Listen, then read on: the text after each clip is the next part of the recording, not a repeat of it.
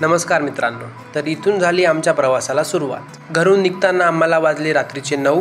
त्यानंतर चहा पिण्यासाठी एक स्टॉप घेतला। कशी चहा वगैरे पिऊन झाला आणि आता रात्रीचे वाजले 12 आणि चहा पिल्यानंतर परत चालू करत आहोत आम्ही आमच्या प्रवासाला। 7 ते 8 तास प्रवास केला आणि सकाळचे वाजले 7। आम्ही थांबलो ब्रेकफास्ट करण्यासाठी।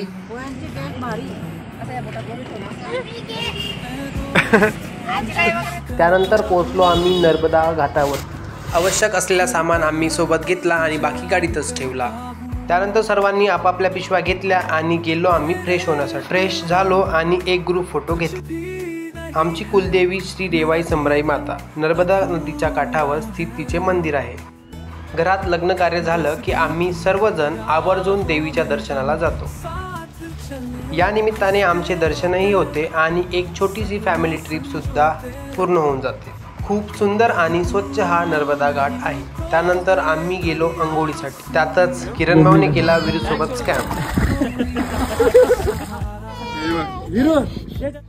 अंघोळीसाठी आम्ही 2 ग्रुप बनवले, आधी बायका आणि नंतर आम्ही पुरुष। या साहेब खाली या आता।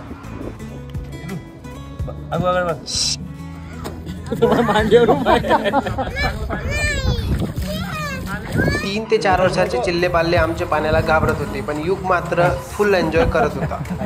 बघू शकता जो तो आपल्या मुलाला अंघोळ घालत आहे।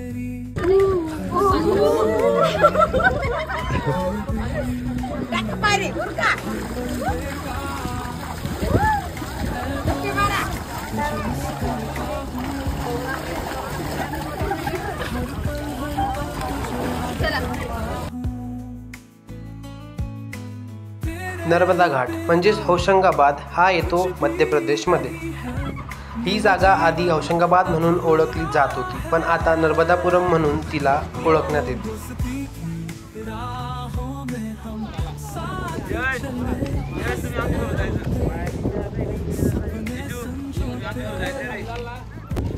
मिताली वहिनी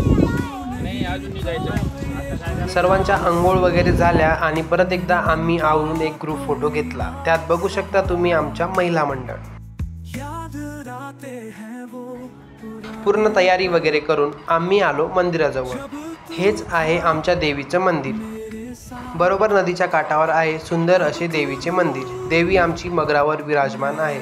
त्यानंतर मग आम्ही केली देवीची पूजा। आणलेले सर्व साहित्य वगैरे देवीला अर्पण केले। तोपर्यंत आमची बाकी टीम सर्व वरती तयारी करून मंदिराजवळ पोहोचली होती, पण आमचे फोटो घेणे मात्र संपतच नव्हते। आमच्या मॅडमला स्वतःचा व्हिडिओ घेताना काय आनंद वाटत होता काय माहिती। त्यानंतर मग महादेवाला जल अर्पण केले। त्यात बहिणींनी माझा सुंदर असा व्हिडिओ घेतला आणि मला तो खूप आवडला। सर्वजण आम्ही मंदिरात जमलो आणि ब्राह्मणाची वाट बघत होतो।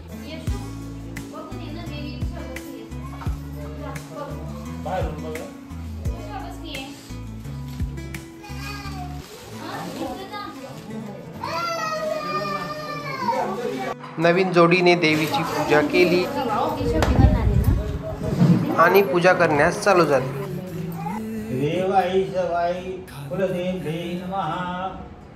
अब गणेश जी का ध्यान करिए।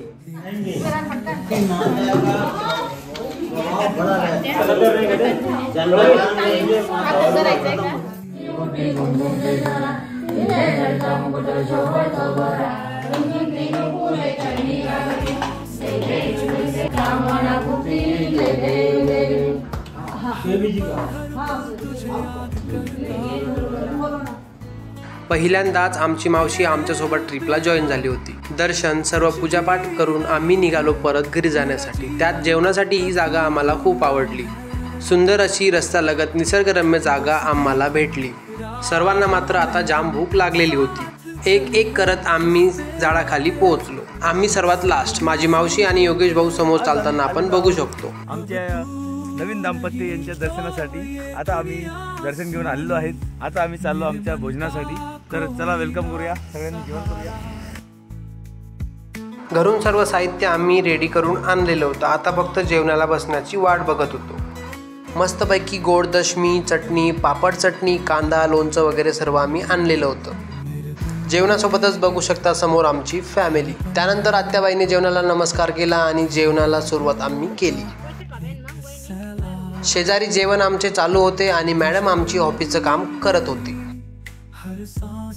आम्ही सर्व बहीण भाऊ एन्जॉय करण्यात सर्वात पुढे, मग त्यासाठी घरून काम करावे लागले तरी चालेल, पण फॅमिली प्रोग्राम आम्ही कधी मिस नाही करणार। एक मॅडम आमची ऑफिसचं काम करत होती तर दुसरे सर आमचे मुलाला झोपवण्याचं काम करत होते। योगेश पाटील, तुम्ही काय करतात?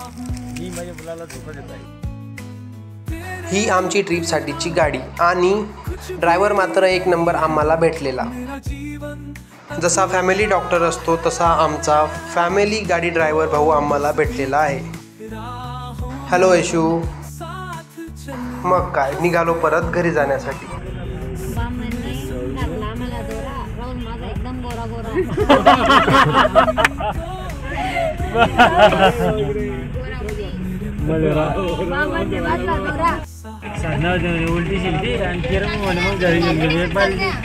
प्रवास करत रात्रीचे वाजले 11 आणि आम्ही थांबलो जेवणासाठी हॉटेलमध्ये। जेवणाची ऑर्डर आम्ही दिली आणि हे आहेत आमचे मेन्यू: शेवभाजी, पनीर भाजी, दाल तडका, चपाती, राईस आणि सलाड। गाडीमध्ये बरीच मजा करून आम्हा सर्वांना लागली होती खूप भूक। बुऱ्हाणपूरच्या हॉटेलमध्ये थांबून आम्ही जेवण पूर्ण केले आणि आता राहिलेत फक्त शेवटचे 3 तास घरी पोहोचण्यासाठी। पप्पा आमचे घरी वाट बघत होते। रात्रीचे वाजले 3 आणि गाडीमध्ये झोपा काढत आम्ही पोहोचलो घरी। गाडीमध्ये मागच्या सीटवर बसलेले आम्ही केलेली मजा कधी विसरणार नाही अशी होती। आमचा आगळा वेगळा प्रवास बघण्यासाठी तुम्हा सर्वांचे धन्यवाद।